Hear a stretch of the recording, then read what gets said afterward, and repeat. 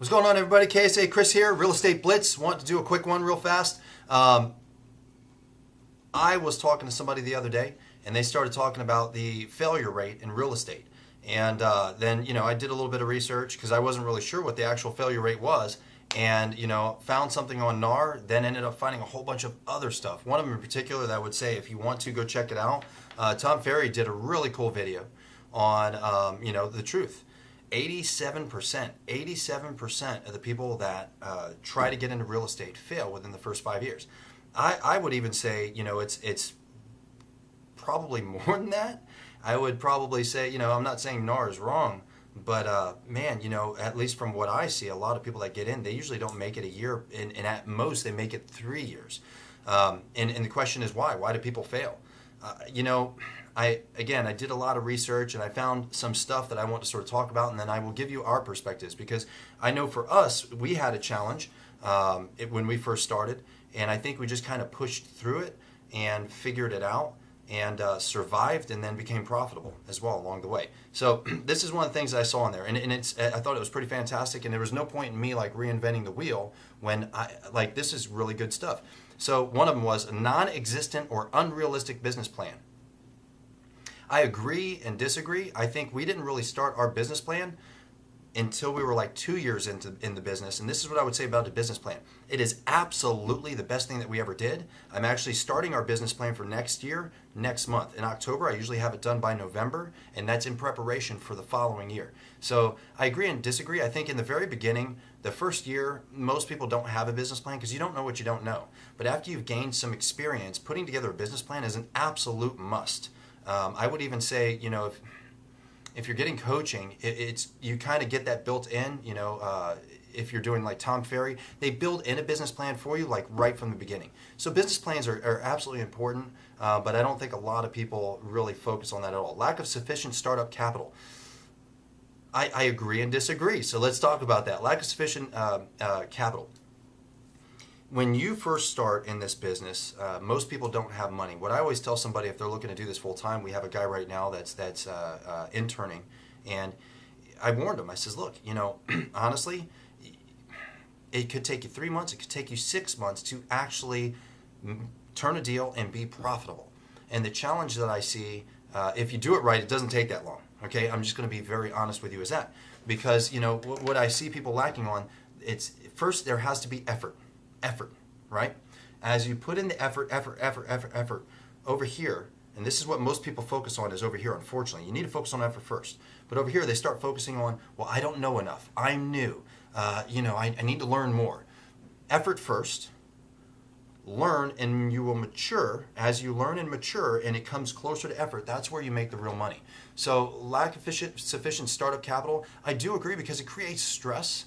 And if you're like, you don't have any money, there's a lot of things you can do with no money when you get into real estate, but it's a matter of sweat equity or check equity. If you don't have money, check equity, then yeah, you're going to have to grind, you're going to have to sweat a lot. And you can, if you grind and you appropriately grind. This is the challenge. What's appropriately grind mean? And it'll get into some of the other things because that's important. But if you appropriately grind, you can get 1 to 5 deals in your first month. Absolutely, it's not as hard as you think, but unfortunately, a lot of people don't know what they should be doing. That's the challenge, which is why I would challenge you. Go and check out the Tom Ferry video. I thought it was pretty great. Insufficient marketing strategies.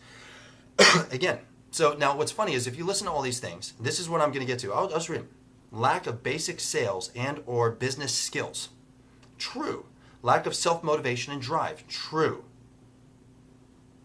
And this is the big one. Lack of effective mentoring by an office manager or broker. All of these things that I talked about beforehand, the reason why I think so many people fail within the first 1 to 5 years in this business, it's because they have zero guidance. You're showing up into something that you don't understand or know.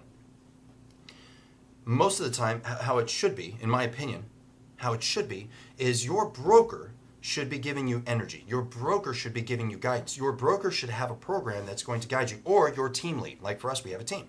If you're going to show up, these are the things, and I've been criticized for it sometimes, like, well, you're giving us too many things. That's because you don't know what you're going to connect with. And so, example, I make it when somebody joins our team, you're going to cold call. And it's not that I'm making a cold call because I want them to kill it at cold calling as if cold calling is a magic recipe. It's just that when you cold call, you learn so much in such a short amount of time. You learn how to deal with objection, how to deal with rejection. You learn how to start creating scripts and working through how to talk to people, what to say, how to say it. You gain so much perspective and so much knowledge in a short amount of time when you cold call every freaking day. Doesn't mean you're going to be stuck with cold calling. Doesn't mean you're going to do cold calling the rest of your career. It just means, in my opinion, I think that's one of the many things you should absolutely do when you first start in this business so you can gain that perspective. But how many brokers or team leads make people do that? Not many. So in my opinion, everything that we've talked about, all of the challenges that come with joining and failing in real estate, team leads aren't doing right by their people and brokers aren't doing right by their people. However, if you understand the fact, and if you watch other videos that I put together, if you understand the fact that these people don't care about you, not all of them, some brokers care and some team leads care, but a lot of them they don't care about you. If you're at a place and you're like, I just asked this question, what do they give you? What do they do for you? How are they helping you produce?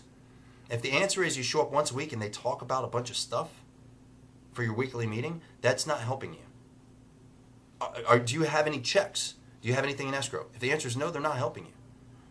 Okay? Are they investing in any of your marketing? Are they telling you what kind of marketing you should be doing? What are they doing? If the answer is nothing, then you got to look elsewhere. Either A, change brokers or change teams, or B, get coaching. If you can't afford coaching, there's other things that you could be doing. Jump on YouTube, right here. Jump on YouTube. There's a ton of stuff on YouTube. There's a ton of articles, but I think where I see the biggest shortfall is part of it you can't control. A lot of new agents can't control the fact that they don't know what they don't know. When you know better, you do better, and that's the truth. But the part that you can control is knowledge, trying to seek it, having self-preservation. Sort of like, I was telling somebody this the other day. It drives me nuts. I don't know where you live or who's watching this. I know a bunch of people in Canada watch me. In America, in Southern California, in San Diego, people randomly just walk into the street. If you're driving in a parking lot or driving us, they just walk. They don't even look to see if there's a car coming. They just walk. And mostly because of an arrogance, well, they won't hit me. But what if they do?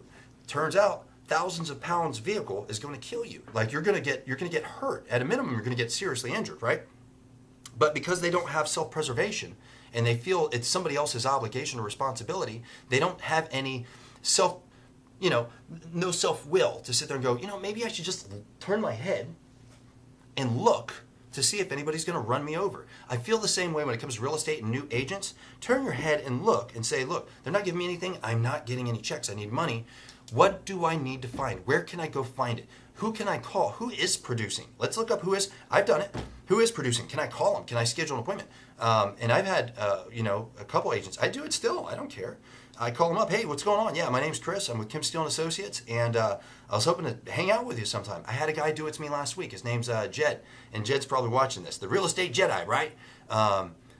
He called me up. We met at this thing, and he says, hey, me and my wife, we want to buy you dinner. We just want some of your time. So it's fantastic. Bought me dinner, great conversation, and I just told him what I knew and tried to help him with whatever I could with his business. And you got to have some self-preservation if your broker isn't helping you, and especially if you don't have any check equity. Even if you have check equity, even if you have money, and you're like, you know what, I got money, I'm going to get coaching. Coaching's going to fix it. Coaching's going to make me money. That's a lie.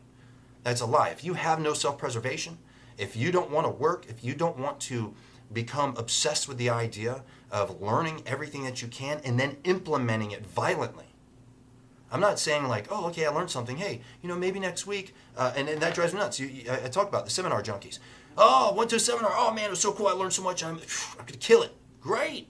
So what are you doing Monday? What are you going to do Monday since you just came back from this long seminar? Well, I'm going to take a day or two off first. Okay, what are you going to do Wednesday? So you just paid money to go to a seminar that did nothing for you. You're not implementing anything. You need to implement it violently. Have self-preservation. So in my opinion, the reason why a lot of people fail, two parts. You heard all the stuff I just read off, but my opinion, two parts. A, part of it is that you can't control it. For the simple fact that you don't know what you don't know. And you do better when you know better. However, you can fix that. You got to just run. Run blindly into walls. Try to get as much information as you can. You should be listening to podcasts. You should be reading books. You should be watching YouTube videos. You should be calling local real estate agents that are in your market that are doing well. And when I say doing well, look, research them. You can do it on the MLS. Doing well is not doing 5 deals a year. That is not doing well. I don't care even if they're at 6 million property. That's not doing well. Actual good volume, good return for where you are as a new person. I hang out with a lot of the guys I hang out with. They're doing anywhere from 20 to 50 deals per month. Those are the people I try to hang out with. And we actually do 25 to 35, all the way up to 40 sometimes, and we're trying to purposely do 50 a month within the next 2 months. I think we'll hit it next month. But it's one of those things where you have to go out and find that information. If you don't have it, go find it. Go ask questions. Go find people that are already producing them and ask them questions if you don't have money. Once you hear stuff, violently implement it. Door knocking, got it. Violently implement door knocking, and don't do it for like a day or two. Just keep doing it. If you're going to have a cold call, violently cold call. If you're whatever it is going to do, just do it like to obsession. If you have check equity, I would highly recommend you look into coaching. But if you're going to do coaching, don't waste your freaking money if you're one of those that is not self-driven and you're not going to implement what they tell you to do anyways. Pay for it, grind on it, work your ass off, and try to implement everything that you're learning. So that's my take on why people fail in real estate and how to fix it in its simplest form. Again, if you want to go in depth and you want to get something, go check out Tom Ferry. He did a video. Type in like 80% of all agents fail, and it'll probably pop up with Tom Ferry. But if you got any questions, hit me up. And do me a favor, like, share, comment, and YouTube, Facebook, all that fun jazz. And the website will be up here pretty soon, the Real Estate Blitz website, along with the podcast. That'll be up soon as well. And yeah, man, lots of good stuff coming from the Blitz. Appreciate y'all. Have a good one. I'm out.